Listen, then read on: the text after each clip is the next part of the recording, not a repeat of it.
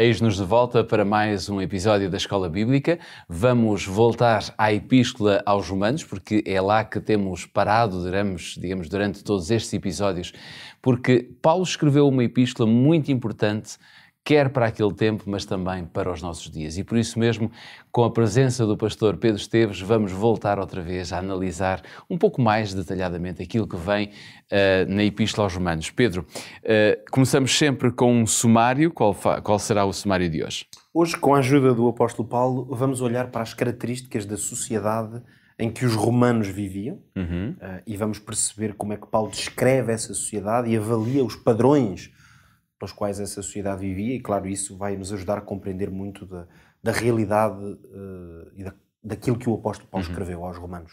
Muito bem, vamos procurar isso primeiramente na Bíblia para depois fazermos aqui alguns comentários, e para isso proponho a leitura de Romanos capítulo 1, versículos 21 e 22. Veja o que está escrito nesta passagem, que diz: porque as suas coisas invisíveis, desde a criação do mundo, tanto o seu eterno poder como a sua divindade, se entendem e claramente se veem pelas coisas que estão criadas para que eles fiquem inexcusáveis. Porquanto, tendo conhecido a Deus, não o glorificaram como Deus, nem lhe deram graças. Antes, em seus discursos se desvaneceram e o seu coração insensato se obscureceu. Dizendo-se sábios, tornaram-se loucos. Nesta secção, o apóstolo de alguma forma descreve uma classe de pessoas. Vemos aqui claramente isso descrito nesta passagem. Podemos saber de quem é que ele está a falar efetivamente? Sim, nesta descrição parece bastante claro, Jorge, que o que o apóstolo Paulo está a fazer é colocar diante da igreja, porque é à igreja que ele escreve, não é? E à igreja ele está a tentar descrever a sociedade pagã que os envolve. Uma sociedade pagã, idólatra, que no fundo os cristãos em Roma, seguramente já afastados, a tudo a correr bem, já afastados destas realidades. Nós só lemos aqui 2 versículos nesta primeira fase, mas eu já a seguir terei que ler aqui mais alguns versículos, porque senão não compreenderíamos o quadro geral.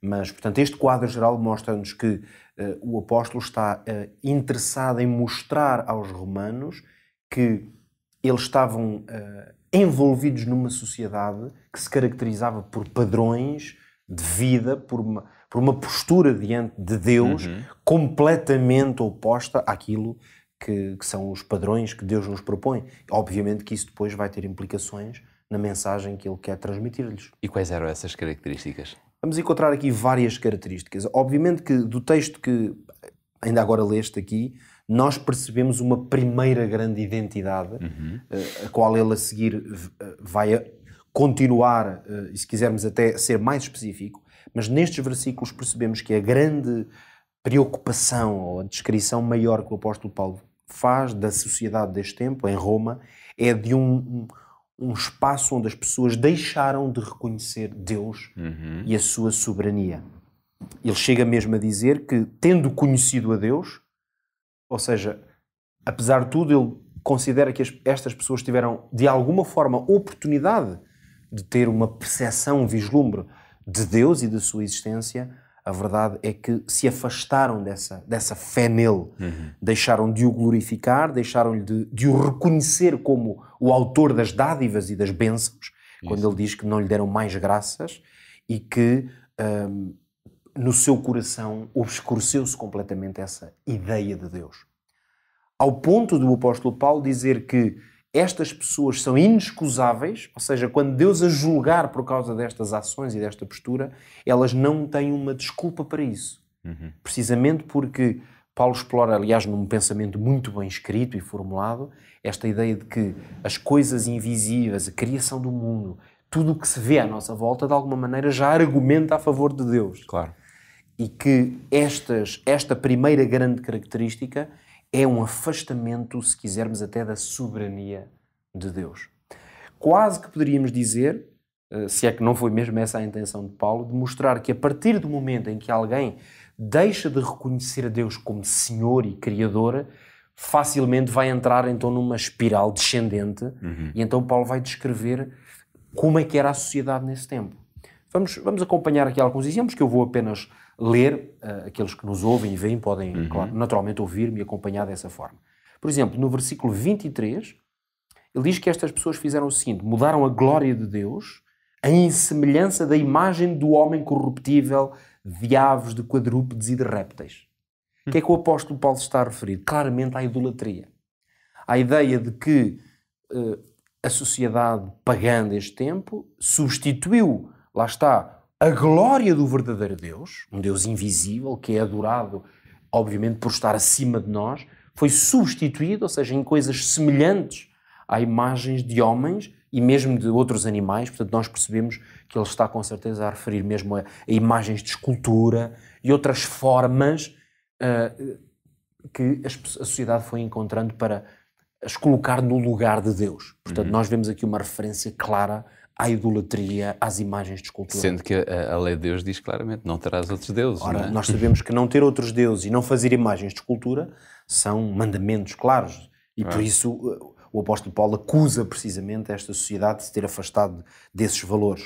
Mas lá está, ainda mais do que isso, no versículo 25 vamos encontrar a seguinte descrição. O que é que esses homens fizeram?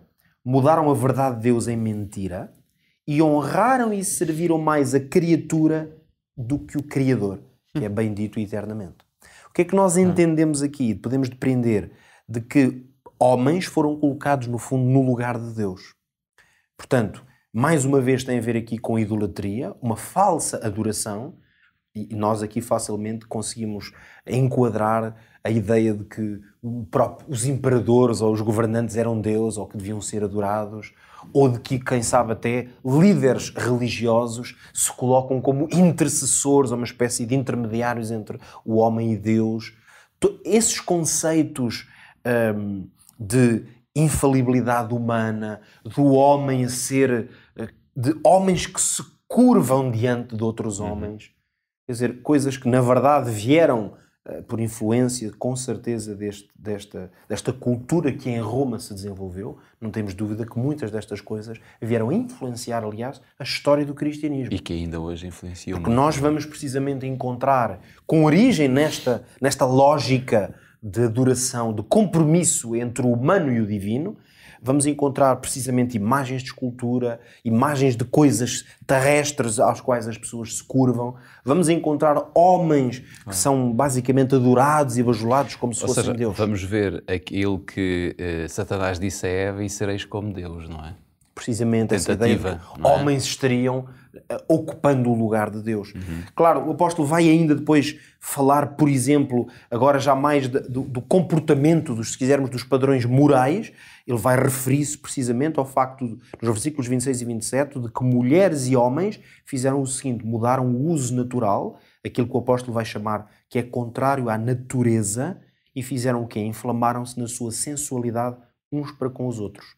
Ou seja, mulheres inflamaram-se em sensualidade para com mulheres e homens para com homens. Obviamente, um relato muito preciso de quê? De uma sociedade que se afastou de um padrão que, segundo o relato bíblico, Deus definiu para o ser humano na relação entre homem e mulher. Portanto, um ataque aqui à família, mais um padrão que é desviado.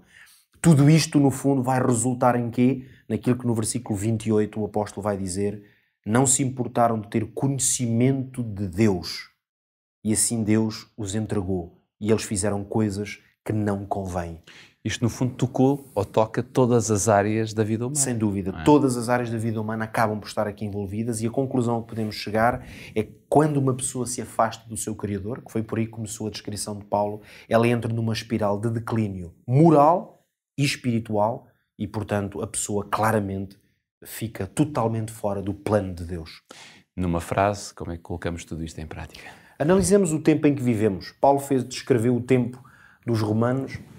Analisemos com cuidado o tempo em que vivemos e onde virmos que os padrões definidos por Deus não estão a ser seguidos, tenhamos cuidado, por que não dizer mesmo, afastemo-nos dessas pessoas, desses lugares, desses valores.